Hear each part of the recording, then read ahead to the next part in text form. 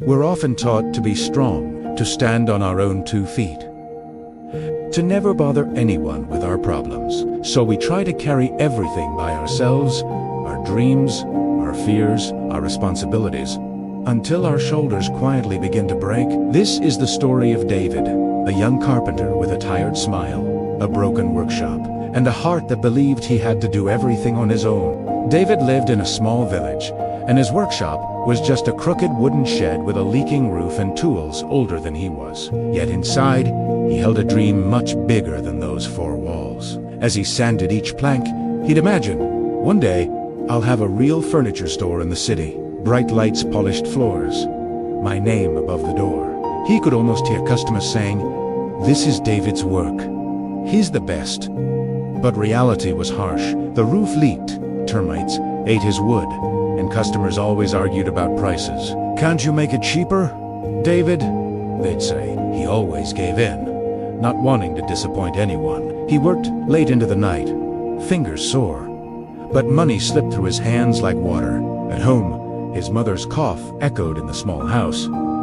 Medicine was expensive, yet whenever she asked how he was, David just smiled. "Don't worry, Mother. I can handle it. I'll manage."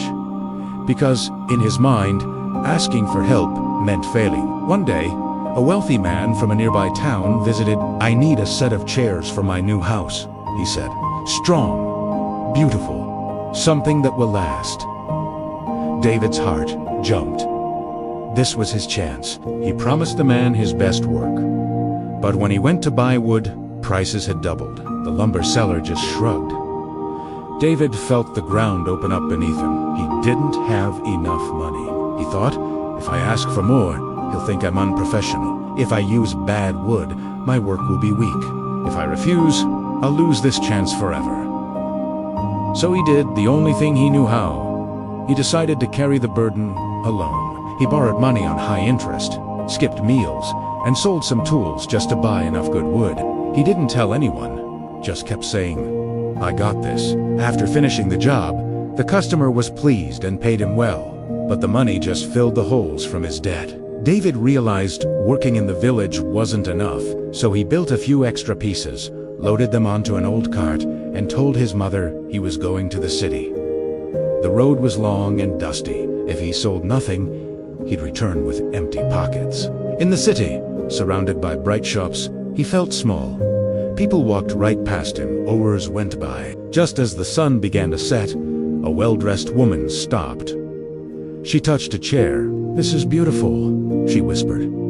"Did you make these?" David nodded nervously. She sat down, tested it, and smiled. "I'll take all of them." He sold every piece, and for the first time, he earned enough to truly breathe. A few weeks later, she sent a message. "I want to order 10 large dining tables. Can you deliver them in 1 month?" 10 tables. This was the order that could change his entire future. But it also meant more wood than he'd ever bought, and more work than his 2 hands could handle. His mother said gently, "This is too much for you, David. Why don't you ask someone for help?"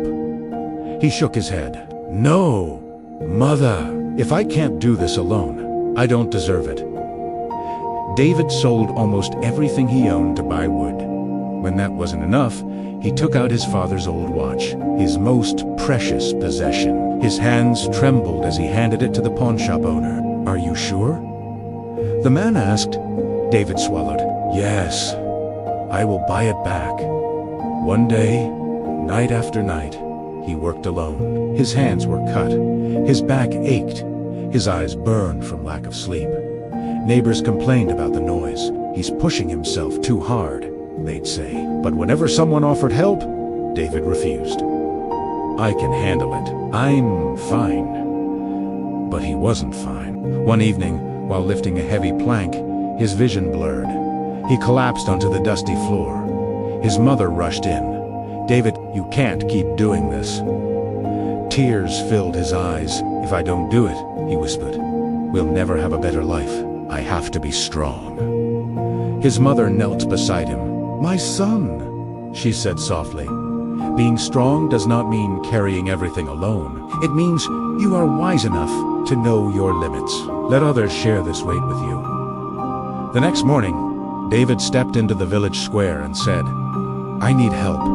The words felt heavy, but strangely freeing. The blacksmith spoke up. "I can help with the heavy cuts." The farmer added, "My sons are strong. They can help you lift." The widow from down the street said, "I can bring food while you work." Even the old man who complained about the noise offered to help polish.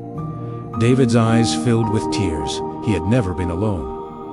He had just never asked. With everyone's help, the workshop transformed. Laughter filled the space. The work was still hard, but the load was lighter.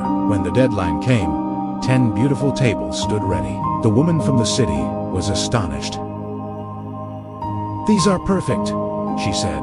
"From now on, I'll recommend only your work." Weeks later, with the money he earned, he walked back to the pawn shop and bought back his father's watch. He held it to his chest, realizing a profound lesson. He had tried to carry the world alone, but the moment he allowed others in, everything changed. We live in a world that celebrates the self-made person. But the truth is, no one is truly self-made. Refusing help doesn't make you stronger. It only makes you silently break. So if you are struggling in silence, pretending you're fine, remember this: asking for help is not a sign of weakness. It is proof that your dream is big enough to need more than one pair of hands. You don't have to do it all alone. You were never meant to. Thank you for watching. If this story resonated with you, please subscribe for more.